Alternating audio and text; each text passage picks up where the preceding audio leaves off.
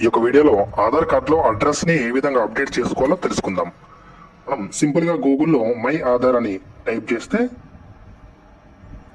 First మనకి గూగుల్లో ఒక వెబ్సైట్ అయితే ఇస్తాడు. దీన్ని క్లిక్ చేసుకుంటే ఈ విధంగా ఓపెన్ అవ్వడం జరుగుతుంది. వెల్కమ్ టు మై ఆధార్ అని ఒక వెబ్సైట్ అయితే రావడం జరుగుతుంది. ఈ యొక్క వెబ్సైట్ యొక్క లింక్ ని నేను డైరెక్ట్ గా కింద డిస్క్రిప్షన్ లో అయితే ఇవ్వడం జరిగింది. ఆ యొక్క లింక్ ని మీరు ఓపెన్ చేయడం ద్వారా ఈ యొక్క వెబ్ పేజ్ అయితే మీరు డైరెక్ట్ గా వస్తుంది. ఓకే, అదే విధంగా ఛానల్ అయితే సబ్స్క్రైబ్ చేసుకోండి. మన టెలిగ్రామ్ ఛానల్లో కూడా జాయిన్ అవ్వండి. కింద లింక్ అనేది డిస్క్రిప్షన్ లో అయితే ఉంది. ఓకే, మనం మై ఆధార్ వెబ్సైట్ ఓపెన్ చేసుకున్న తర్వాత ఇక్కడ చూపిస్తున్న లాగిన్ అనే బటన్ పై అయితే క్లిక్ చేసుకోవాలి. లాగిన్ పై క్లిక్ చేసుకున్న తర్వాత మనకి ఈ విధంగా వస్తుంది. ఇక్కడ ఆధార్ నెంబర్, అదే విధంగా ఇక్కడ కనిపించే క్యాప్చా కోడ్ అయితే ఎంటర్ చేసి లాగిన్ విత్ ఓటీపీ అనే బటన్ పైన టచ్ చేయాల్సి ఉంటుంది. ఈ విధంగా క్లిక్ చేస్తే మీకు ఓటీపీ అనేది రావడం జరుగుతుంది. మీ యొక్క ఆధార్ నెంబర్ కి ఏ మొబైల్ నెంబర్ అయితే లింక్ అయి ఉంటుందో ఆ మొబైల్ నెంబర్ కి అయితే ఓటీపీ వస్తుందో ఆ ఓటీపీ అయితే ఇక్కడ ఎంటర్ చేయాల్సి ఉంటుంది. ఇలా వచ్చిన ఓటీపీని టైప్ చేసిన తర్వాత కింద లాగిన్ బటన్ పైన ప్రెస్ చేసుకోవాలి. లాగిన్ పైన ప్రెస్ చేయగానే మనకి ఈ విధంగా వస్తుంది. ఇక్కడ డాక్యుమెంట్ అప్డేట్ దగ్గర మనకు ఒకటి చూపిస్తుంది. The services free of cost till 14 December 2024 అని మనకు ప్రెసెంట్ అయితే డాక్యుమెంట్ అప్డేట్ అనే సర్వీస్ అనేది డిసెంబర్ 14 వరకు అయితే ఉంది. ఇక్కడ డాక్యుమెంట్ అప్డేట్ పైన క్లిక్ చేసుకోవాలి, లేదా ఆధార్ అడ్రస్ అప్డేట్ పైన కూడా క్లిక్ చేసుకోవచ్చు. నేను డాక్యుమెంట్ అప్డేట్ పైన క్లిక్ చేస్తున్నాను. ఈ విధంగా డాక్యుమెంట్ అప్డేట్ పైన ప్రెస్ చేయగానే మనకు ఈ విధంగా వస్తుంది. ఇక్కడ ఈ విధంగా వచ్చిన దానిపై మనకు ఇక్కడ మధ్యలో చూపిస్తుంది, if you are looking to update address in your Aadhaar please click here. అంటే ఆధార్ లో అడ్రస్ అప్డేట్ చేసుకోవడానికి అయితే ఇక్కడ క్లిక్ చేయండి అని చూపిస్తుంది. మనం సింపుల్ ఇక్కడ క్లిక్ చేసుకోవాలి.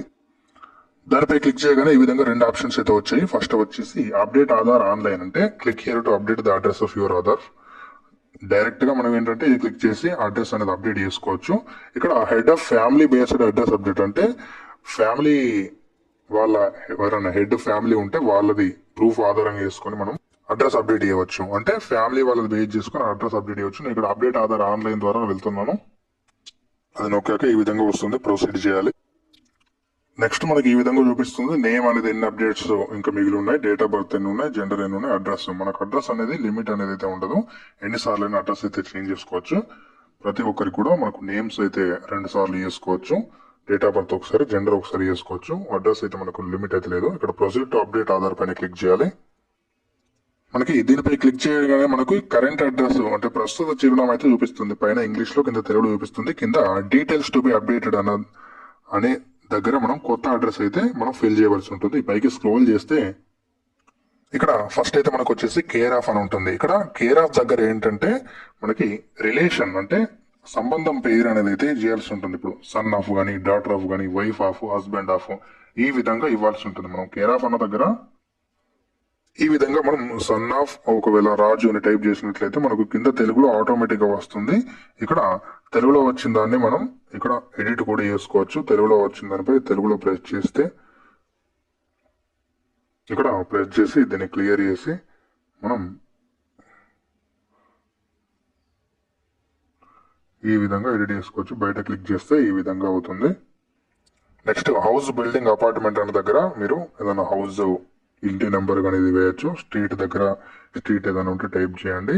అదేవిధంగా ఏరియా, లోకాలిటీ సెక్టర్ ఉంటుంది, ల్యాండ్ మార్క్ ఏమైనా ఉంటే చేసుకోవచ్చు. ఇక్కడ డైరెక్ట్ గా మనకు పిన్ కోడ్ అయితే ఎంటర్ చేయగానే స్టేట్ కానీ అండ్ డిస్టిక్, ఇక్కడ విలేజ్ ఆటోమేటిక్ గా రెక్టిఫై అవ్వడం జరుగుతుంది. ఆటోమేటిక్ అవే వస్తాయి. ఒక విలేజ్ రాకపోయినట్టయితే విలేజ్ పైన క్లిక్ చేసి మనం సెలెక్ట్ అయితే చేసుకోవచ్చు.